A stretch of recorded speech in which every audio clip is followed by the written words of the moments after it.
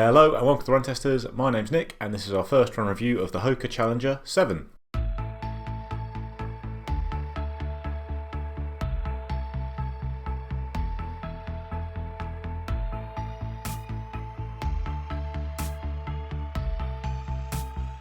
The Challenger is Hoka's all-terrain shoe. Indeed, the previous versions of the shoe have been called the Challenger ATR. It's not the case here. Apparently it's just called the Hoka Challenger 7, even though it still says ATR on the little name tag thing there. The 7th version has been redesigned to be a little bit lighter, a little bit softer and more road suitable than previous version of the shoe, though it is still an all-terrain shoe. It costs £130 in the UK or $145 in the US. It's got a drop of 5mm. The stack height at the heel in the men's is 31mm, whereas it's 29mm in the women's shoe. So compared to the Challenger 6, it's a rise of 3mm on the women's shoe and 2mm on the men's shoe. It weighs 257 grams or 9 ounces in my UK size 9, and you're looking at a drop of 20 grams, 25 grams, around an ounce across the board compared to the Challenger 6. You've got a new mesh upper that reduces the weight of the shoe a fair bit itself. It's designed to be a bit softer and hug the foot a little bit better than the previous version of the shoe. You've got a fair amount of padding and Hoka's big extended heel tab thing here to make it easier to get onto your foot. You've still got a compression molded EVA midsole, but Hoka has tweaked the formula of this to be a bit softer than the Challenger 6, and you've got that higher stack. And then the outsole, you've got 4mm lugs across the board. This is not Vibram like some of Hoka's outsoles, but still been pretty good outsole in the past, and it's been reconfigured to be a little bit more suitable for the road, so smoother running on the roads. They've done that by making the lugs a little bit smaller in the middle of the shoe, but they've still got quite aggressive lugs running around the outside of the outsole there to grip when you are tackling more tricky terrain. I didn't test the Hoka Challenger 6, but I have tested an older version of the shoe, maybe the 4 or so, and I liked it as a good all-terrain shoe, so it'd be interesting to see how these changes have affected the shoe,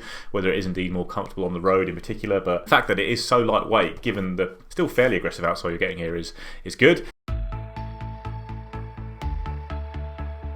So the Challenger 7 has fit me quite nicely, true to size, but I do have a fairly narrow foot, and I do think it's quite a cramped toe box all round, and even for me I could feel a bit snug at times, which might be a concern on longer runs in particular. So there's a case potentially for going up half a size, but it's worked very well for me in my normal size, and the fit around the midfoot and the heel and the collar here is very good for me.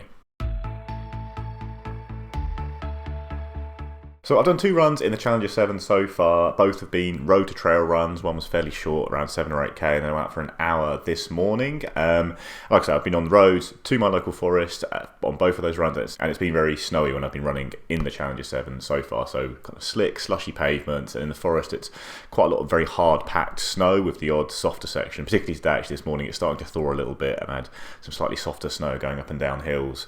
But general grip, no problems at all with it. Like, there are some very icy areas around the streets around here in alleys which are basically just rinks, and nothing can really grip on that unless you have spikes in your shoes. So, but otherwise it's been very reliable. I've been very happy to go down hills quite quickly, on hard packed snow with small icy patches, and it's always found purchase with no little skids and slips or worrying things like that. So far the grip's been very strong, and it's been really comfortable on the road sections of those runs, I'd say. Like, this outsole I think looks quite aggressive around the edge there, but it is a very comfortable shoe to you on your road runs. The midsole's not especially soft, but it is comfortable, and it certainly feels like it'd be a good shoe to go long in on a mix of road and trails. Also, the stack is pretty high as always with Hoka shoes. We do sit within it quite nicely, and I've not had any problems of instability or it jerking my foot around on frozen rutted trails. So all in all, pretty positive experience so far. Nothing's really blown me away about the shoe. It's not got a very exciting feel to the midsole or the ride or anything like that. But a shoe like this I think is always a bit more about practicality, and it delivers on that really nicely. It grips well, it's comfortable, should be a nice versatile option to have available.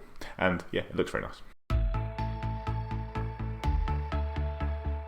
So far so good with the Challenger 7. For the full review I'll look to get on a bit more of a mix of terrain, try and get some mud in. The snow is thawing today, so I expect there'll be plenty of mud to try it in later on and do some longer road runs in it and try and mix up the pace a little bit. But yeah, I think this is the kind of shoe that Hoka does really well actually. It's because the midsole still doesn't feel outstanding. It's not a very exciting midsole. It's still that fairly typical Hoka feel, but it's less important on a shoe like this when you are looking for something that's comfortable on the road, then grips well on a range of terrains, is still fairly lightweight and nimble, and can do a lot of things quite well. And I think that's what the Challenger 7 will be. So far I don't really have any big faults with it. Testing a few of these shoes out this year. Recently, we tested out the Puma Fast Track Nitro, which I think does have a slightly more responsive, energetic feel to the midsole than the Challenger 7, but it's also a bit firmer and less comfortable on the road. Like, I don't really think I'd go out for long runs on the road in the Fast Track Nitro. Actually, in long runs in general, I think the Challenger 7 would be a more comfortable all-terrain shoe to use. And I think it's actually a similar level of comfort on the road to the Nike Pegasus Trail 4, which is great because then this does grip a bit better on the trails than the Nike does. Looking within Hoka's range of trail shoes, it makes sense that they would highlight the road running aspect of the Challenger 7 because a lot of their trail shoes really are very good on the road as well. They're built for ultra marathons, so they have to handle a lot of different terrains over the course of that, including long stretches on the road at times. So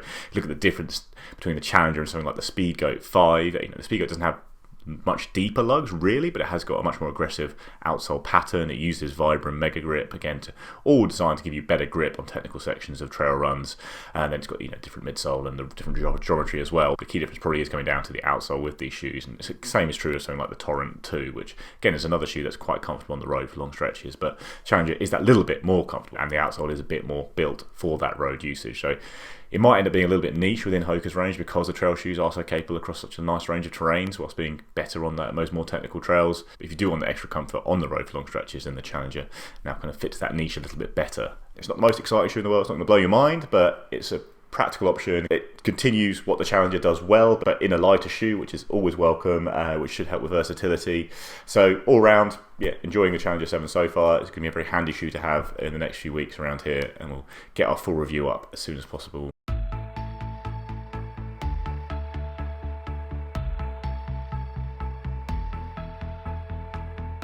That's it. That's our quick first look review at the Hoka Challenger 7. Are you a big fan of this line? Have you used the previous versions?